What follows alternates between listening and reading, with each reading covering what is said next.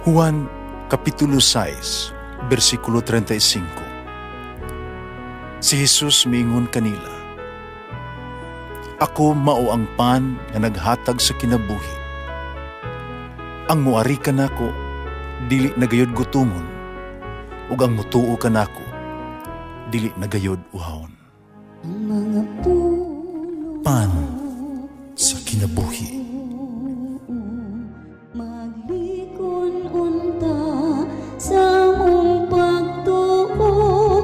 Gagakakabi sa pagtuman sa imong mahal nga kasuguan.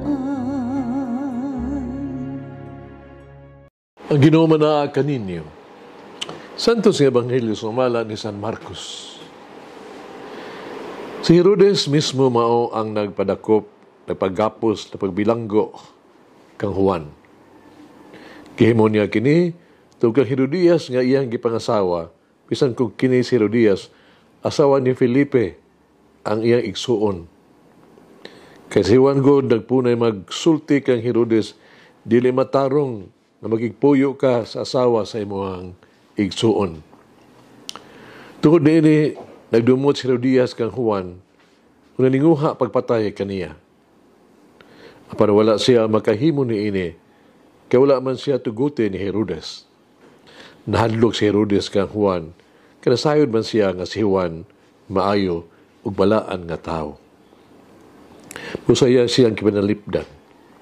Gusto ni Herodes mamati kaniya, bisan tuod masamok ang iyang hunahuna, inikabati niya sa tanang mga isulti ni Juan. Sa katapusan, nagahigayong-ragayod si Herodias. Nitabo kadto sa sumangan adlaw na tawhan ni Herodes. Naduhigayon na, nagkumbira si Herodes, nagidapit niya ang tanang kadagkuan sa kagamhanan. Ingon man sa mga pangulo sa kasundaluan, mga inilasang lumulupyo sa Galilea. Ang anak ng babae ni Herodias, misulod, misayaw, nagapahimuot siya ni Herodes o sa iyang mga bisita. Busa, ang hari miingon sa dalagita, "Unsa may imong gusto? Ihatag ko kanimo bisag unsa imong pangayoon." Nakasaad pa gani siya uban sa pagpanumpa na nag-ingon, "Ihatag ko kanimo ang tanan nga imong pangayoon bisan pa ug katunga sa akong gingharian." Usa migula ang dalagita nangutana sa iyang inahan, "Unsa may akong pangayoon?" Ang ulo ni Juan mitubag ang inahan. Dalagita midali pagbalik ngadto sa hari ang miingon, "Ihatag ka na ko karong adlaw ang ulo ni Juan diha sa bandihado." Nagapasubo kini pag-ayo sa hari. Pawala siya makabaliba tungod sa iyang ipanampuan, ipanumpa at tubangan sa tanan niya mga bisita. Busa diha-diha, nagsugo siya usa ka sundalo nga punggutan sa ulo si Juan. Milakaw ang sundalo o miadtos bilangguan o gipunggutan si Juan. Gidala niya ang ulo o gibutang sa bandihado, gihatag ngadto sa dalagita o gihatag usab kini sa dalagita ngadto sa iyang inahan. Pagdungog sa mga tinun-an ni Juan, may tungod niini, miadto sila o gikuha nila ang iyang lawas o gilubong. Ebanghelyo sa Ginoo. Pasalamati ang Ginoo kay siya maayo, ang iyang gugma mulungtad hangtod sa kahangturan. Pasalamati ang Diyos sa tanang mga Diyos, ang iyang gugma malungtaron. Pasalamati ang Ginoo sa mga Ginoo, ang iyang gugma balungtaron.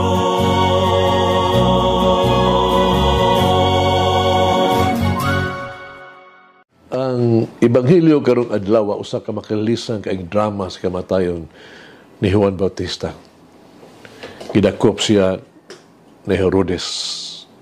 Si Juan, kipagkapos sa prisuhan. Si Herodias, Naghambil biya kaligot-gut o pagdumot kaniya. Ubuot o patay kaniya. Si Herodes nahadlok ni Juan. Nga naman, kitungod kay si Juan good, matarong o nagsulti kaniya sa kamatuoran na dili siya uyon, no? Sa balaod alang kanimo, dili uyon, dili maayo, ang pagigpuyo sa asawa sa imong igsuon. Busa, walay pagduha-duha, magbugos nga pagtuo, kipadlong ni Juan si Herodes sa iyang imoralidad na kinabuhi. Si Juan ligon sa kinaiya. Wala gid sa mahadlok sa pagkatubang kang Herodes. May tungod sa iyang pagpuyo-puyo sa makasala nga kinabuhi. Wala ikumomiso ni Juan ang kamatuoran o moralidad. May sugod siyang gibarog alang siyang prinsipyo. Nagkig-away o namatay gani tungod sa kamatuoran. Si Herodes nga adunay gahom. Sa pagkatinuod, huyang siya. Iyang kinaiya. Nagsaad siya, ug labihan pa ang kitang tulubing mahalon nga gasa nga to sa iyang anak. Katong Bisaya ba? Nga bisan pa katunga, no? Sa iyang bahandi. Iyang panumpaan para gini kini. Kung pwede ihatag ko kanimo bisag unsa ang imong pangayoon kanako. Bisan pagkatunga sa akong kingharian. Kanya, naulaw siya sa pagsalikway siyang saad tungod sa iyang mga panampuan at ubang sa mga bisita. Nahadlok siya sa isulti sa iyang mga unsay kasul siyang bisita o mga gitawag to opisyal bahin kaniya kung iya tumano ng iyang gipanumpaan. Apan si Juan kanunay nagtulisok kaniya sa iyang immoral na kinabuhi sa pagpanaw, pagigpuyo, pagpanapaw sa asawa sa iyang igsuon. Busa si Herodes nagdahuna kang Juan Bautista, no? Nga usa ka babag sa iyang politikanong karera ug sa iyang mahilayon kaayo, no? Lustful nga mga tinguha. Busa wala siya magduha-duha pagdakop, pagbabilanggo o pagpatay kaniya ni San Juan Bautista. Misugot siya sa makaulaw kayong hangyo o gihatag niya Diaz Bandihado ang ulo ni Juan Bautista. Adunay dakong tentasyon at sublion ang gibuhat ni Herodes. Usay kita musulay sa pagtago sa kamatuoran, sa pagdaos sa sinubdan sa kamatuoran. Usay dili nato responsibilidad, no? Di nato malubag ang ato ang desisyon o aksyon. Kayo natong basulon ang uban sa ato ang mga problema, sa ato mga pagduha-duha. Ano nga sa iyong ramadug-alang dyan ka nato, pagkondinar, pagpuntis ng mga tudlo, o paghimo, o pagtulisyok ba, o pagmapasangil. Kano nga lisod man kaayo alang ka nato sa pag-angkon sa ito mga kasaypanan, ang pagbasol sa kasaypanan, o pag-ayo sa ito ang kinabuhi. Sama ba kita kang Herodes, huyang sa kinaiya? O sinunod-unta kita kang Juan Bautista. Kanunay nga, anda mo sulti sa kamatuoran, mo badlong sa sayop, na binuatan, mo barog sa kamatuoran. May sugurano sa usa ka tao, nga di endure ay kaso, o naningkamot siya, ngunta, no? Mapawalang sala siya, no? Og usa ka higayon na gihatag iyang gidapit ang huwis. Idoon sa huwis. Gidala niyang huwis sa sekretong lugar, layo sa tanang katawhan, na dili madungog. Ipasaligan sa tao ang maghuhukom ba ang huwis. nga wala gyud makadungog kanila. Sa hinay nga tingog, mitanyag siya og dakong kwarta, bugti sa postibong hukom, pabor kaniya. Ang huwis, hugot nga balibad sa tanyag. So pagkato siya pagtuo o maridad. Ang tao may sister, nagsaad sa magkuhukom, nga walay usa ka makahibalo, may tungod ni ini. Walay usa nga makadungog, may tungod ni ini. Walay usa nga makita sa ilang gibuhat. Gibadlong siya sa huwis. Sa magkusog, ug kusga kayong miingon, no? With conviction, nakita sa Dios ang tanan. Nasayod ang Dios sa tanan. Di nimo batago ang bisan unsa gikan sa Dios. Dili nato matubang ang Dios ug akong pamilya kadunay mansa ako ang kasing-kasing ug gibiyaan nahitabo gibiyaan sa pagkukukom ang tao, sigurado kaayo uban sa konbiksyon ang iyang desisyon sa pagkumbikto kaniya husto ug moral. Hagit sa kinabuhi, gigamit ba nato ang gahong posisyon alang sa mas dakong himaya sa Dios o alang sa kaayuhan ni ato mga tao nga gipiya sa tuang pagatiman. Nagampo kita. Magit nung amahan, among magihatagon o mapaanguron nga Ginoong Diyos. Ikaw ang hinungdan sa tanan. Ikaw ang tinubdan sa among pagkatao.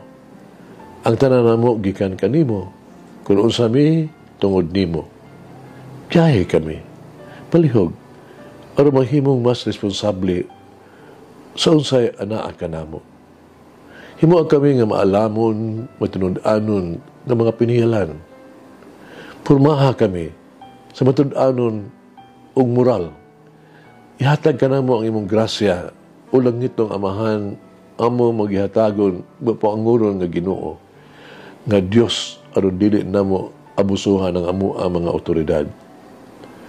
Nigamiton ang sayo ka paagi ang among posisyon ug amo ang katawhan. Niusika ng imuhang mga gasa. Pausahanon kong gihangyo kanimo. Yung tanan pinaagi sa matrabangon kang pagtiniwala ni Jesus. Imong masinugtanong anak ug mahigugmaong Ginoo. Amen. Mama Mary, help me to accept the truth that is set. Be free. Mulangin ang Diyos magagawa sa tanan. Ama, Anak, Espiritu Santo. Amen. May the Lord of the divine mercy bless us all, heal us from all diseases and suffering. Ayun unta niya kita, tanang mga sakit na sa lawas o sa kalag, body and soul. In the name of the Father, the Son, and of the Holy Spirit. Jesus, I trust in you. Amen.